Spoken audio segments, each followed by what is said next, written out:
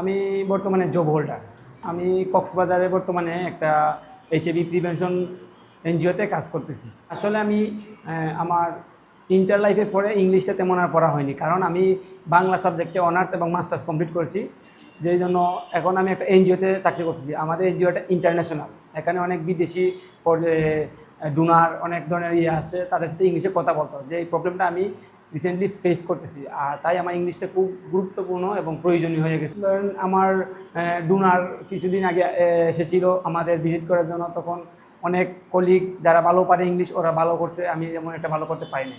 আমার অফিসে আমি দেখতে পাচ্ছি যে আমার থেকে ভালো ইংলিশ বলতে পারে বিদায় তার স্যালারি ইনক্রিমেন্টটা অনেক হাই। ধরেন ও 40+ পাচ্ছে, আর আমিও সেম কাজ করতেছি, বাট আমার ইংলিশটা দুর্বল, তাই আমার স্যালারি ধরেন 25-26 সামথিং এরকম পড়তেছে। 3 মাসের জন্য আমি শুধু ওয়ার্কিং ডে 2 ডেজ আমি অফিসে গিয়ে জয়েন করবো, আর এই রানিং আমি ইংলিশ কমপ্লিট করেই আমি আবার আমার যাব। এবং স্যার আইএলটিএস চিন্তাধারাও আছে। আমি অনলাইনে 2-1 জায়গায় স্যার যোগাযোগ করছিলাম স্পোকেন, আর আমি স্যার অনার্স লেভেলে একটা স্পোকেন কোর্স করছিলাম অনলাইনে, বাট আসলে ওই যে 1 ঘন্টা শেষে পরে আর বাসায় পড়া হয় না, বন্ধুবান্ধব প্লাস অফিসের কাজ, মানে আর পড়া হয় না। তাই স্যার আমি 3 মাস মনে করবো যে মানে ওইখানে রুলস এবং রেস্ট্রিক্টেড সিস্টেম বা ওই যে টিচারের আপনাদের ভিডিওতে দেখেছি, ওইগুলো আমার খুব পছন্দ হয়েছে। আমার কাছে মনে হচ্ছে যে 3 মাস যদি আমি এখানে থাকি, মানে আমি খুব ভালো ইংরেজিতে কথা বলতে পারবো এবং কনফিডেন্সলি আমি অলরেডি 10 দিনে তা বুঝতে পারছি।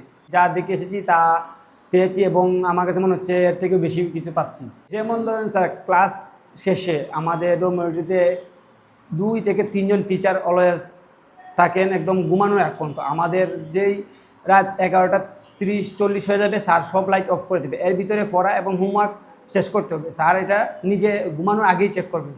এবং 12টার পরে, যেমন স্যার আমরা যুব সমাজ একটু স্যার মোবাইলে রাফভাবে ইউজ করি, যেমন রাত্রে 3টা-4টা আমি অলরেডি নিজেই এটা করতাম। স্যার আসলে 12টার পরে যদি কারো মোবাইল পায়, স্যার মোবাইল নিয়ে যায়। স্যার বাধ্যতামূলক আমি মোবাইল না থাকলে স্যার এমনিতে আমার ঘুম আসে, তাই আমি সকালে ঘুম থেকে উঠতে পারি এবং সকালে আরেকটু পড়াশোনা করে আমি ক্লাসে আসতে পারি। আর এরপরে বাংলায় স্যার কথা বলা যাবে না, বাংলায় কথা বললে 10 টাকা জরিমানা, 20 টাকা জরিমানা, সব কিছুর দিক দিয়ে। আর পরিবেশটাই স্যার এমন হয়েছে যে ধরেন আমি বসে মোবাইল লিখতেছি, কিন্তু আমার পাশে সবাই পড়তেছে, তখন আমার ইচ্ছেই হচ্ছে যে আমারও তো পড়তে হবে, মানে চাপ দেওয়া লাগতেছে না স্যার। বিষয়টা ওই পরিবেশটা স্যার খুবই ভালো লাগেছে আমার। স্যার ফার্স্ট টাইম তো এত প্রেশার নিতে একটু কষ্ট হচ্ছে, বাট স্যার পারবো। প্রেশার বলতে এই যে স্যার হঠাৎ করেই কম সময় তাড়াতাড়ি ঘুমানো, যেমন আগে এত তাড়াতাড়ি ঘুমাইতাম স্যার, 3টা-4টার আগে ঘুমাইতাম না।